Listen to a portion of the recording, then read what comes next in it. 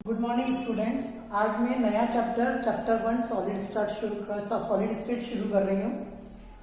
यहाँ इस चैप्टर में हम मैटर की दो स्टेट सॉलिड और लिक्विड के बारे में स्टडी करेंगे। सबसे पहले हम सॉलिड से शुरू करते हैं। सॉलिड जो है वो मैटर की एक स्टेट है जिसमें एटम, आयंस या मॉलिक्यूल्स जो होते हैं, मीन्स जो पार्टिकल्स होते हैं, they are closely packed together. उनमें inter particle force of attraction बहुत ज्यादा होता है और उनकी एक डेफिनाइट शेप होता है, एक डेफिनाइट क्या होता है, उनका वॉल्यूम होता है, डेफिनाइट सरफेस होती है। तो all these are the characteristics of the solid. Solid में inter particle force of attraction ज्यादा होता है। एटम, आयंस या मॉलिक्यूल्स मतलब पार्टिकल्स जो होते हैं वो क्लोजली पैक्ड होते हैं। उनका डेफिनाइट सरफेस होता है, डेफिनाइट वॉल्यूम होता है और डेफिनाइट शेप होता है। सॉलिड्स जो होते हैं वो जनरली दो फॉर्म में एग्जिस्ट होते हैं। एक होता है क्रिस्टलाइन सॉलिड्स और दूसरा होता है amorphous solids. Crystalline solid means for example अगर हम देखें डायमंड को, तो जब भी हम डायमंड को कट करते हैं शार्प एज टूल से, धारदार टूल से, तो हमको जो डायमंड होता है इस तरह से टेट्रागोनल शेप में, टेट्राहेड्रल शेप में हमको डायमंड की कटिंग मिलती है। तो क्रिस्टलाइन सॉलिड्स में क्या होता है, जो एटम, आयंस और मॉलिक्यूल्स होते हैं, they are arranged in a regular order. वो एक रेगुलर ऑर्डर में अरेंज रहते हैं।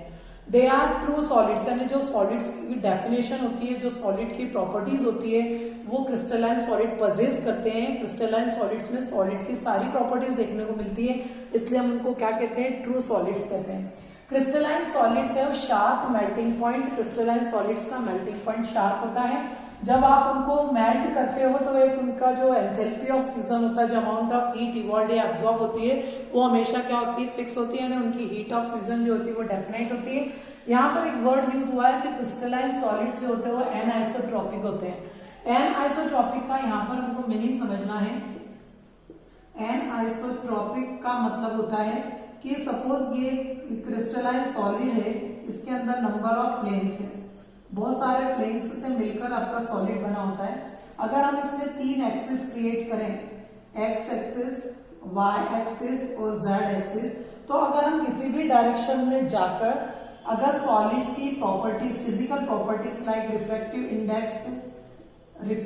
इंडेक्स है या डेंसिटी है, अगर हम हर डायरेक्शन में इनका फिजिकल प्रॉपर्टीज को स्टडी करें, क्रिस्टलाइन सॉलिड्स की फिजिकल प्रॉपर्टीज को किसी भी डायरेक्शन में स्टडी करें, तो हर डायरेक्शन में उनकी फिजिकल प्रॉपर्टीज क्या होती है, डिफरेंट होती हैं। तो जब the physical properties of a crystal is different in all directions, have different values in all directions, so such property is known as anisotropic. एनआइसोट्रॉपिक का मीनिंग एक बार फिर समझ लीजिए कि the physical properties of a solid is different in all directions और in all axis, तो इनको हम क्या कहते हैं, एनआइसोट्रॉपिक। तो क्रिस्टलाइन सॉलिड्स जो होते हैं वो एनआइसोट्रॉपिक होते हैं। उसके बाद जब भी आप क्रिस्टलाइन सॉलिड को क्या करते हो, मेल्ट करके फिर आप उनको कूल करते हो, तो हमको जो कूलिंग कर्व मिलता है वो कंटिन्यूअस मिलता है। यानी अगर आप इस तरह से बनाओगे तो हमको कर्व कैसा मिलेगा, बिल्कुल कंटिन्यूअस मिलेगा। और फॉर एग्जांपल आपका डायमंड है। जो सेकंड फॉर्म है सॉलिड स्टेट का, जो सॉलिड्स जो हैं वो सेकंड फॉर्म जो एग्जिस्ट करते हैं वो है एमॉर्फस सॉलिड। मेरे पास एक चारकोल का टुकड़ा है या एक कोल का टुकड़ा है और मैं आपसे कहूं कि उसको आप कट करिए, तो जैसे आप उसको शार्प एज टूल से कोयले को कट करने की कोशिश करेंगे तो it will convert into fine powder form. वो फाइन पाउडर फॉर्म में कन्वर्ट हो जाएगा। तो जो कोयला है या कोल है वो एमॉर्फस सॉलिड की कैटेगरी में आता है, क्योंकि एमॉर्फस सॉलिड्स में जो भी पार्टिकल्स होते हैं they are not arrange in a regular order, वो रेगुलर ऑर्डर में अरेंज नहीं रहते हैं।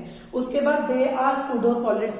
सूडो सॉलिड्स मतलब दिखते सॉलिड जैसे हैं पर उनमें सॉलिड्स की प्रॉपर्टी नहीं होती है। They are generally super cooled liquid होते हैं। वो कैसे होते हैं, super cooled liquid. For example जितनी भी ओल्ड हिस्टोरिकल विंडो बिल्डिंग्स होती हैं उनमें जो विंडो पेन होते हैं, पुरानी ऐतिहासिक इमारतों में खिड़कियों के जो कांच होते हैं, they become thicker at the bottom. वो नीचे जो बॉटम की तरफ उनका रहता है वो थोड़े से कैसे जाते हैं, मोटे हो जाते हैं, धुंधले हो जाते हैं। उसका कारण क्या है, ग्लास है, they are made up of glass. और ग्लास सुपर कूल लिक्विड है, it has tendency to flow slowly and gradually. Glass हमेशा सुपर कूल लिक्विड की कैटेगरी में आता है, तो हमेशा धीरे धीरे फ्लो होता रहता है। और फ्लो होता है तो बॉटम में आकर उसकी बॉटम कैसी हो जाती है, उसकी बॉटम कैसी हो जाती है, थिक हो जाती है। इसलिए एमॉर्फस सॉलिड्स को हम सूडो सॉलिड्स भी कहते हैं। उसके बाद इनका मेल्टिंग पॉइंट शार्प नहीं होता है, किसी भी पॉइंट पर यह क्या हो सकते हैं, मेल्ट हो सकते हैं according to packing of the inter particles. Particles की पैकिंग क्या है, अगर पार्टिकल्स थोड़े टाइटली पैक्ड हैं तो मेल्टिंग पॉइंट थोड़ा सा ज्यादा होगा, अगर पार्टिकल हल्के से लूजली बाउंडेड है तो उनका मेल्टिंग पॉइंट क्या हो जाएगा, कम हो जाएगा। इसी प्रकार किसी भी टेम्परेचर पे अपने आप को मेल्ट कर सकते हैं, इनकी enthalpy of fusion, heat of fusion definite नहीं होती है। और ये आइसोट्रोपिक होते हैं। आइसोट्रोपिक का मतलब आप किसी भी डायरेक्शन में चले जाइए, एक्स एक्सिस पर चाहिए या वाई एक्सिस पर या जेड एक्सिस पर, आप किसी भी एक्सिस पर अगर इनकी फिजिकल प्रॉपर्टीज को फाइंड आउट करोगे तो सभी एक्सिस पर इनकी फिजिकल प्रॉपर्टीज सेम आएंगी। आइसो का मतलब होता है सेम, तो ऑल डायरेक्शंस में फिजिकल प्रॉपर्टीज कैसी होती है, सेम होती है, तो हम इसको क्या कहते हैं, आइसोट्रोपिक कहते हैं। और ये क्या होता है, इनका कूलिंग कर्व डिसकंटिन्यूस होता है, क्योंकि ये धीरे धीरे ठंडे होते हैं, सॉलिड में कन्वर्ट हो जाते हैं, ठंडे हुए और फिर सॉलिड में कन्वर्ट हो गए, तो इसके कारण उनका जो कंटिन्यूअस कर्व होता है वो कैसा हो जाता है, डिसकंटिन्यूअस हो जाता है। Example glass and rubber.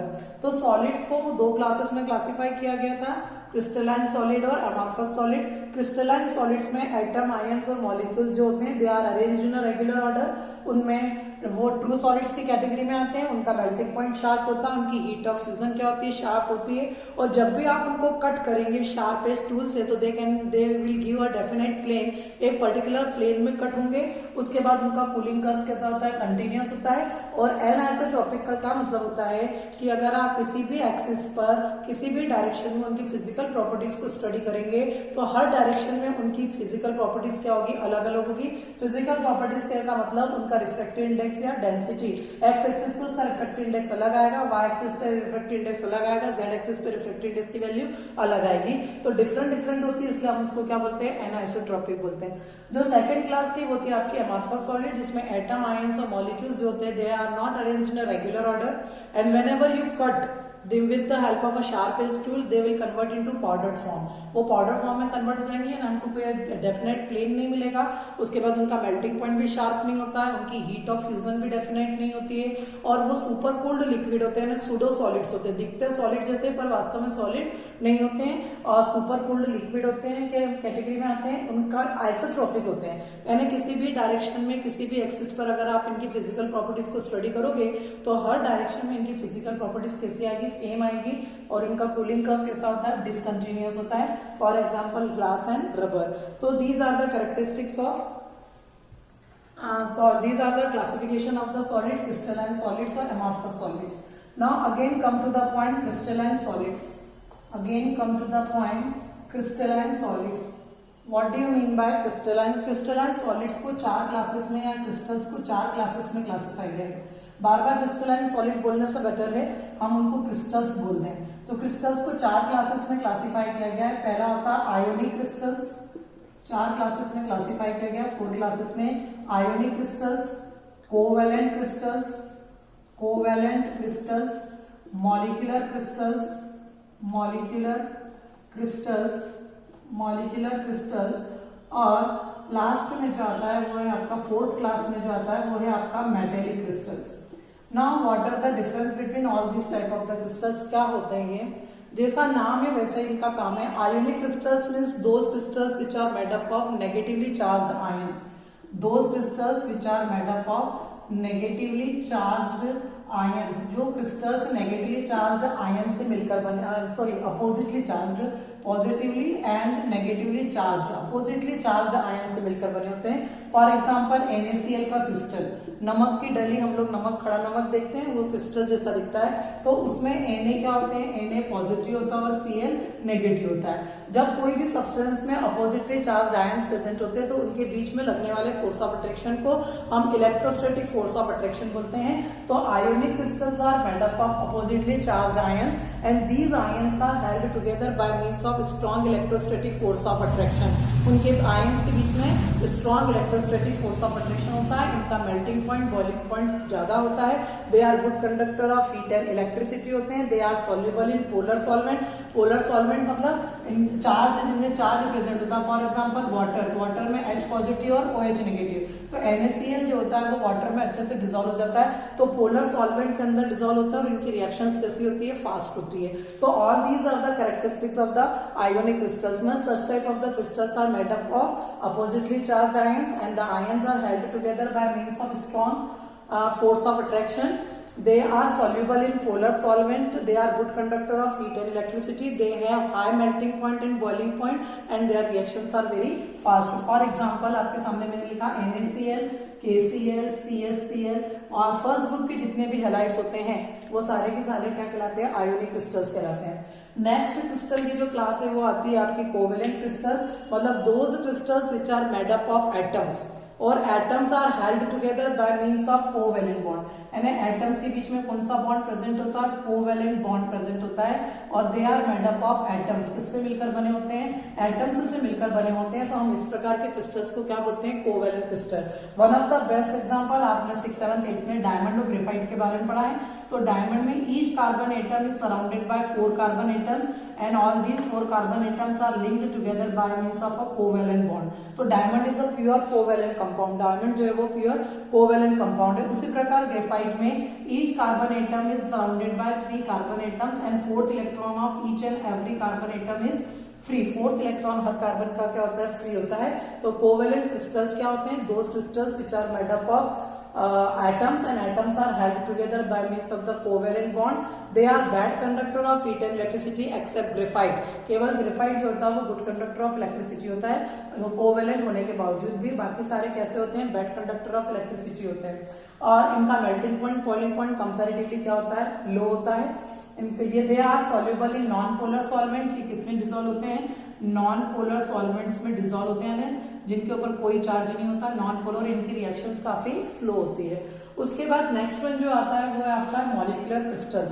Those crystals which are made up of molecules, जो क्रिस्टल्स मॉलिक्यूल से मिलकर बने होते हैं। One of the best example, हम घर में जो टाटा नमक या भास्कर नमक वगैरह यूज करते हैं, उस नमक में उसको कहा जाता है आयोडाइज्ड सॉल्ट। आयोडाइज्ड सॉल्ट का मतलब उसमें NaCl के साथ में थोड़ी सी मात्रा में आयोडीन होता है, और आयोडीन जो होता है वो मॉलिक्यूल के फॉर्म में मिलता है, I2 के फॉर्म में मिलता है, और आयोडीन के वॉयलेट क्रिस्टल्स होते हैं। आयोडीन के क्रिस्टल्स कैसे होते हैं? वॉयलेट क्रिस्टल्स होते हैं। तो आयोडीन जो है वो एक मॉलिक्यूलर क्रिस्टल के फॉर्म में है, तो ये आयोडीन जो है वो मॉलिक्यूलर क्रिस्टल कहलाएगा।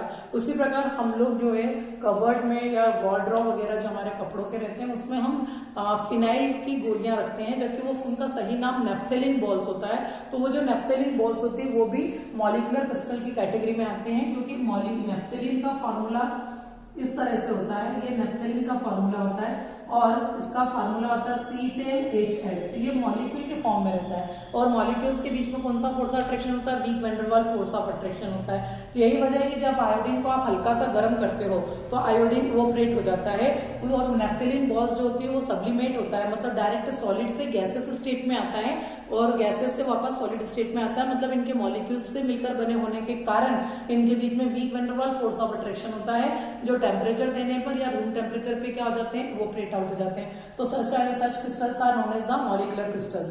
So molecular crystals are made up of molecules, and molecules are held together by means of weak van der Waals forces, and examples उसके क्या हो जाएंगे? आपका आयोडीन है। आपने एक और नाम सुना होगा dry ice. Dry ice, solid carbon dioxide को हम ड्राई आइस कहते हैं, सॉलिड कार्बन डाइऑक्साइड को हम ड्राई आइस कहते हैं। तो इसमें भी जो कार्बन डाइऑक्साइड है वो मॉलिक्यूल के फॉर्म में है।